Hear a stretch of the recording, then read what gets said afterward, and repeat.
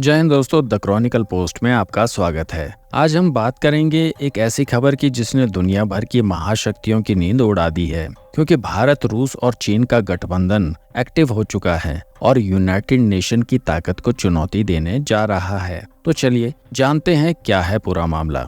वैश्विक राजनीति के हिसाब से यूनाइटेड नेशन का बहुत महत्व है, जिसमें दुनिया की सबसे बड़ी महाशक्तियां अमेरिका, रूस, चीन, फ्रांस और यूनाइटेड किंगडम इस संगठन के स्थायी सदस्य हैं। और इन पांचों देशों के पास एक खास अधिकार है जिसे वीटो पावर कहा जाता है। और इस वीटो पावर के इस्तेमाल से ये देश किसी भी बड़े अंतर्राष्ट्रीय फैसले को बदल सकते हैं।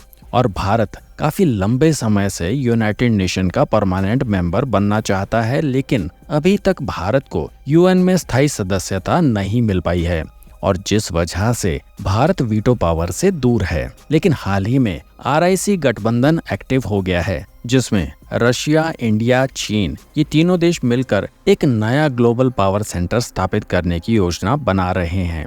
और इस कदम से पूरा वर्ल्ड ऑर्डर हिल सकता है।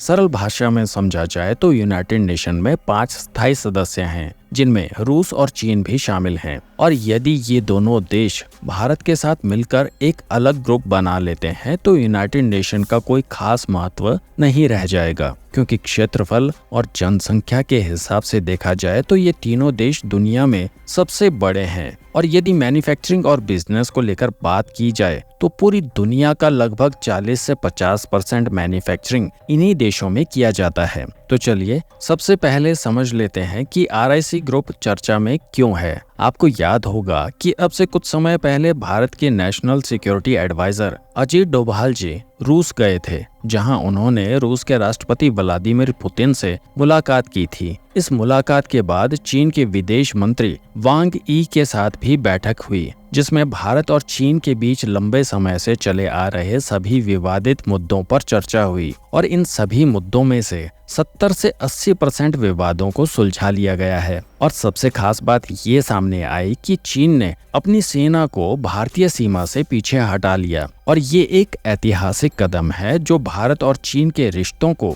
नई दिशा दे सकता है, क्योंकि डोकलाम और गलवान जैसी जगह पर दोनों देशों के बीच काफी तनाव चल रहा था और ये मुद्दे आसानी से हल होने वाले नहीं दिख रहे थे। लेकिन सबसे खास बात ये है कि इस विवाद को सुलझाने के लिए व्लादिमीर पुतिन ने एक अच्छे मीडिएटर की भूमिका निभाई है।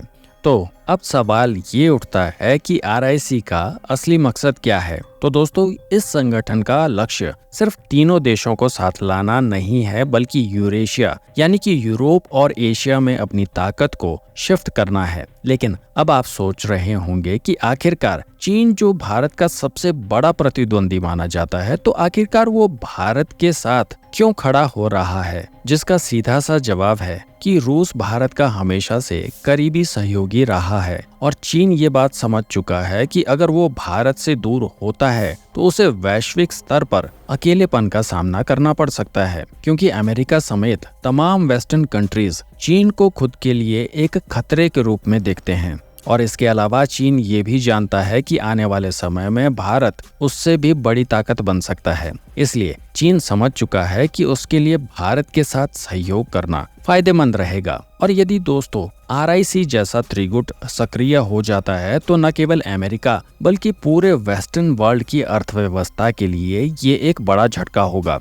और साथ ही ऐसा होने से यूनाइटेड नेशन का भविष्य भी खतरे में आ जाएगा। तो दोस्तों, आपको क्या लगता है कि आरआईसी ग्रुप यूनाइटेड नेशन से अधिक शक्तिशाली बन सकता है? और क्या ये गठबंधन दुनिया की राजनीति को बदलने की ताकत रखता है? इस बारे में आप अपनी राय कमेंट में जरूर बताइएगा। और अगर ये वीडियो पसंद आई हो तो वीडियो को लाइक और शेयर कीजिए, और चैनल पर नए हैं तो चैनल को सब्सक्राइब भी कर लीजिए।